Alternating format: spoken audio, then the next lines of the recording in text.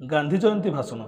माननीय सभापति महोदय, पूज्य पूजार अधिकारी और अधिकारिणी, मोर समस्त गुरुजी और गुरुमा वृंद, मंच सम्मुख में उपस्थित समस्त सांगसाथी, छात्र छात्री तथा सान बड़ भाई और भौणी मानू आज यह महान दिवस गांधी जयंती उपलक्षे अनेक शुभेच्छा और शुभकामना।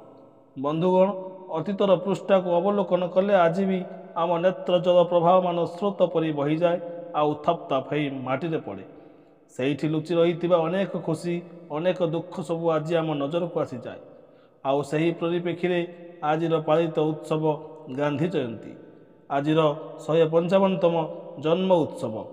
महात्मा गांधी जने भारतीय आईनजीवी, उपनिवेश विरोधी जातीयतावादी एवं राजनीतिक नैतिकतावादी थिले, जे ब्रिटिश शासन भारतर स्वाधीनता पर सफल अभियान नेतृत्व नेबापी अहिंसात्मक प्रतिरोध प्रयोग करते।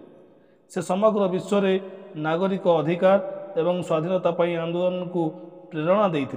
1914 मसीह दक्षिण आफ्रिकार प्रथमे सम्मानजनक भाव डक जा महात्मा संस्कृत में महान सम्मानजनक एवं समग्र विश्व में व्यवहृत होउछि। उपकूल गुजरात एक हिंदू परिवार जन्मग्रहण कर गांधीजी लंडन इनर टेम्पल आईन रे प्रशिक्षण नहीं। भारत में 2 वर्ष रहिबा परे जोठारे से एक सफल आईन अभ्यास आरंभ कर असमर्थ होते, से 1893 मसीह दक्षिण आफ्रिका को जाई एक मामलें जड़े भारतीय व्यवसायी को प्रतिनिधित्व करते। से दक्षिण आफ्रिकार 21 वर्ष रही। प्रथमे नागरिक अधिकार पर एक अभियान में अहिंसा प्रतिरोध को नियोजित करते।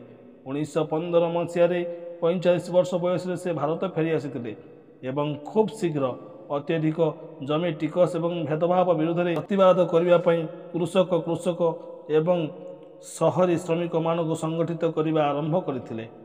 1921 मसीह भारत जातीय कांग्रेस नेतृत्व ग्रहण करी गांधी दारिद्र्य दूरीकरण, महिला अधिकार संप्रसारण, धार्मिक और जातिगत सौहार्द सृष्टि, अस्पृश्यता दूर करने एवं सर्वोपरि स्वराज व आत्मशासन हासिल पर देशव्यापी अभियान नेतृत्व नहीं। भारतर ग्रामीण गरीबों सह परिचय स्वरूपी गांधी हाथ में सूतार बुणा जाइथिबा क्षुद्र धोती को ग्रहण करते। से एक आत्मनिर्भरशील आवासिक समुदाय रहिबा आरंभ कले।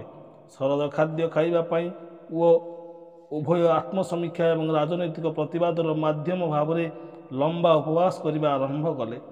साधारण भारतीयों निकट में उपनिवेश विरोधी जातीयतावाद आनी गांधीजी 1930 मसीह 400 किलोमीटर 250 माइल दांडी लवण शोभायात्रा सहित ब्रिटिश द्वारा लागू लुण टिकस को चैलेंज करने एवं 1942 इंग्रेज मान भारत छाड़ापी आह्वान देते। से उभय दक्षिण आफ्रिका और भारत में अनेक थर अनेक वर्ष जेल रही। 1940 दशकर प्रारंभ में एक मुसलमान राष्ट्रवाद द्वारा धार्मिक बहुलता आधारित एक स्वाधीन भारतर गांधीजी स्वप्न को चैलेंज करा जायतिला, जहाँ ब्रिटिश भारत में मुसलमान मानक एक अलग मातृभूमि दाबी करथिला। अगस्ट 1947 ब्रिटेन स्वाधीनता प्रदान कला, किंतु ब्रिटिश भारतीय साम्राज्य 2टी राज्य में विभक्त है, एक हिंदू बहुल भारत एवं एक मुसलमान बहुल पाकिस्तान। बहु विस्थापित हिंदू मुसलमान और सिख निज नुआ देश को जीवा परे विशेषकर पंजाब और बंगाल धार्मिक हिंसा आरंभ होता। स्वाधीनतार सरकारी उत्सव दूरे रही गांधी प्रभावित अंचल परिदर्शन करी दुख दूर करने को चेष्टा करते। परवर्ती मास गुड़िक से धार्मिक हिंसा को रोकने अनेक अनशन करते। एमानक मध्यरु शेष थर 12 जनवरी 1948 दिल्ली में आरंभ होता, जितेबाला 78 वर्ष होता। गांधी उभय पाकिस्तान और भारतीय मुसलमान प्रति निजर प्रतिरक्षा अत्यंत दृढ़ थिले बोली विश्वास भारतर किसी हिंदू मध्य व्यापी जाइतिला। मानक मध्य थिले पश्चिम भारतर पुणेर जड़े आतंकवादी हिंदू राष्ट्रवादी नाथुराम गडसे, जे कि 30 जनवरी 1948 दिल्लीर एक आंतधर्म प्रार्थना सभा गांधीजी छाती में 3टी गोली फुटाई हत्या करथिले। अक्टोबर 2 रे गांधी जन्मदिन को भारत में गांधी जयंती एक जातीय छुट्टी दिन एवं विश्वव्यापी आंतर्जातिक अहिंसा दिवस भाव में पालन करा जाए। उपनिवेश परवर्ती भारत में गांधी को जातिर पिता भाव विवेचना करा गला।